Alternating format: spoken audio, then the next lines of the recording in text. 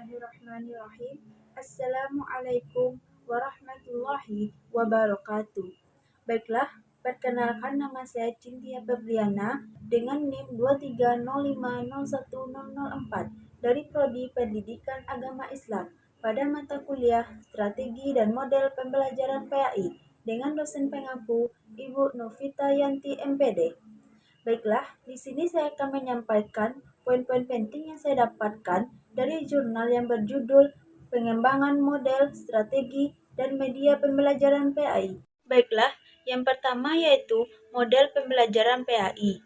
Model pembelajaran diartikan sebagai prosedur sistematis dalam mengordinasikan kegiatan pembelajaran untuk mencapai tujuan belajar. Dapat juga diartikan sebagai suatu pendekatan yang digunakan dalam kegiatan pembelajaran. Jadi, model pembelajaran memiliki arti yang sama dengan pendekatan, strategi, dan metode pembelajaran PAI. Secara umum, istilah model diartikan sebagai kerangka konseptual yang digunakan sebagai pedoman atau acuan dalam melakukan suatu kegiatan. Dalam pengertian lain, istilah model juga diartikan sebagai barang atau benda tiruan dari benda sesungguhnya. Contohnya seperti globe, yang merupakan bentuk dari bumi. Selanjutnya, istilah model juga digunakan untuk menunjukkan pengertian pertama sebagai kerangka konsep pemikiran. Selanjutnya yang kedua yaitu strategi pembelajaran PAI. Istilah strategi berasal dari bahasa Yunani, yaitu strategos, yang merupakan keseluruhan usaha mulai dari perencanaan dan cara taktik yang digunakan oleh militer untuk mencapai kemenangan dalam peperangan.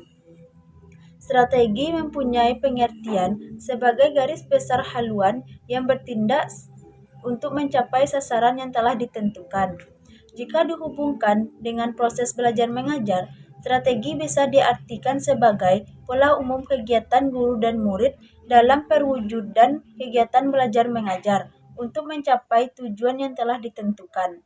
Strategi pengelolaan pembelajaran PAI berupaya untuk menata interaksi peserta didik, yaitu yang pertama, penjadwalan kegiatan pembelajaran yang menunjukkan tahap-tahap kegiatan yang harus ditempuh peserta didik selama proses pembelajaran.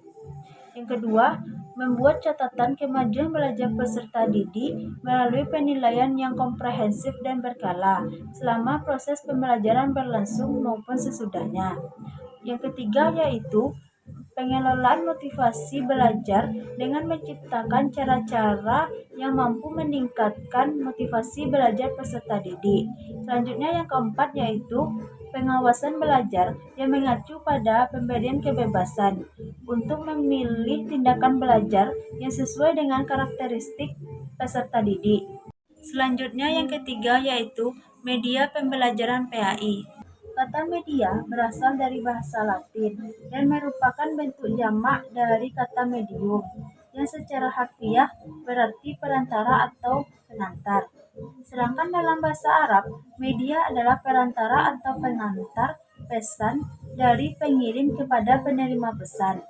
Menurut Gartner, media adalah berbagai jenis komponen dalam lingkungan siswa yang dapat merangsang siswa untuk belajar.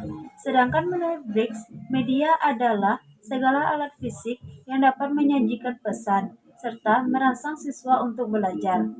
Alat atau media pembelajaran memiliki peran yang penting dalam proses pengajaran, khususnya dalam proses pendidikan, yaitu sebagai perantara atau alat untuk memudahkan proses belajar mengajar agar tercapainya tujuan pembelajaran secara efektif dan efisien. Terkait dalam pendidikan Islam, alat atau media pendidikan Islam memiliki arti segala bentuk atau media yang digunakan untuk mencapai tujuan pendidikan Islam. Setiap media pembelajaran memiliki karakteristik masing-masing, khususnya kelebihan dan kekurangannya. Oleh karena itu, guru harus benar-benar memperhatikan karakteristik media tersebut. Ketika media yang dipilih tidak tepat, maka proses pembelajaran tidak akan berjalan dengan baik. Karena media pembelajaran tidak dapat berfungsi dengan baik sebagai alat bantu untuk memperlancar kegiatan belajar mengajar. Baiklah, sekian analisis yang dapat saya sampaikan. Semoga bermanfaat dan menjadi jalan kebaikan untuk kita semua. Saya akhiri dengan wabillahi taufik wal hidayah. Wassalamualaikum warahmatullahi wabarakatuh.